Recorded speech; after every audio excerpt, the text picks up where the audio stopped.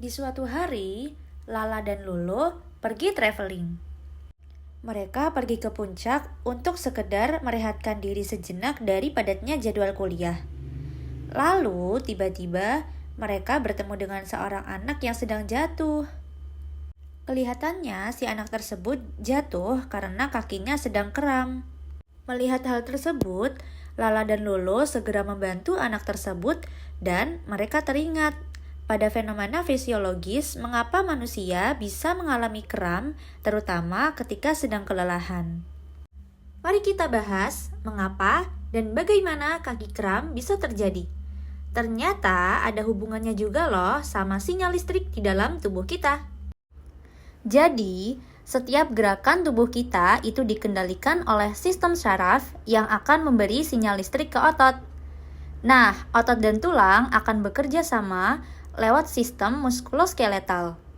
Kalau saraf mengirim perintah, maka otot akan kontraksi dan tubuh bisa bergerak. Tapi, kalau kerja terus-terusan, sinyal listrik ini bisa menurun efektivitasnya.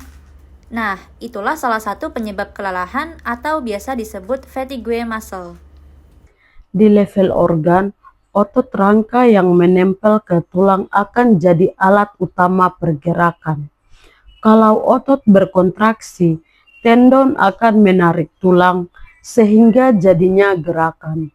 Semua ini dikontrol saraf motorik dari sumsum tulang belakang. Intinya, otot adalah mesin gerak dan saraf adalah kabel listrik.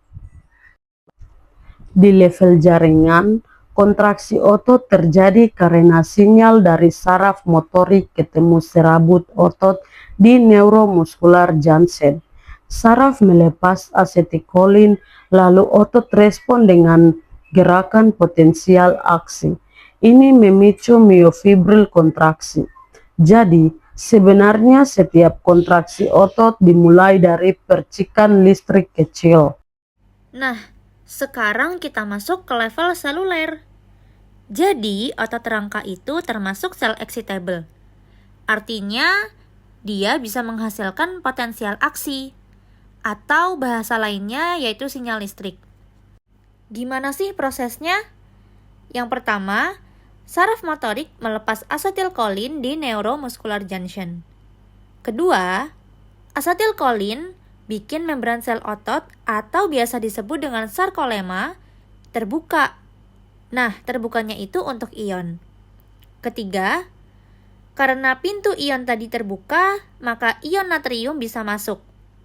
Nah, masuknya ion natrium itu membuat membran terdepolarisasi. Sehingga potensial aksi menyebar sepanjang membran dan membuat ion kalsium dilepas dari retikulum sarkoplasma. Hasilnya, aktin dan miosin berinteraksi dan kontraksi otot pun terjadi. Nah, sekarang masuk ke level molekuler.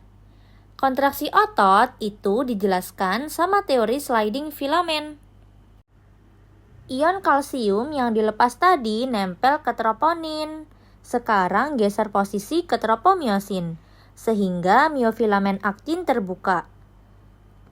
Lalu yang pertama, kepala miosin akan menempel ke aktin. Yang kedua, miosin akan menarik aktin, lalu filamen bergeser, sehingga otot memendek dan terjadilah kontraksi. Yang ketiga, setelah itu ATP baru masuk, kemudian miosin lepas, dan seperti itulah siklus akan terulang kembali.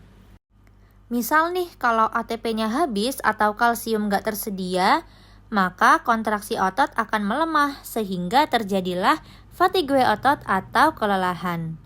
Jadi di level molekuler ini, kalsium dan ATP adalah kunci terjadinya kontraksi otot. Tanpa itu, otot nggak akan bisa bekerja secara optimal. Pas traveling, fatigue otot bisa muncul karena perjalanan jauh, kurang minum, atau tidak pemanasan. Makanya, kita harus cukup hidrasi, pemanasan sebelum aktivitas, istirahat kalau capek, dan jaga nutrisi. Dengan cara itu, otot bisa tetap kuat sepanjang perjalanan. So, kesimpulannya, gerakan kita itu bisa terjadi karena adanya listrik kecil dari saraf yang membuat otot berkontraksi. Tapi kalau dipaksa terus, energi habis dan ion akan terganggu, sehingga kontraksi jadi lemah alias fatigue atau kelelahan.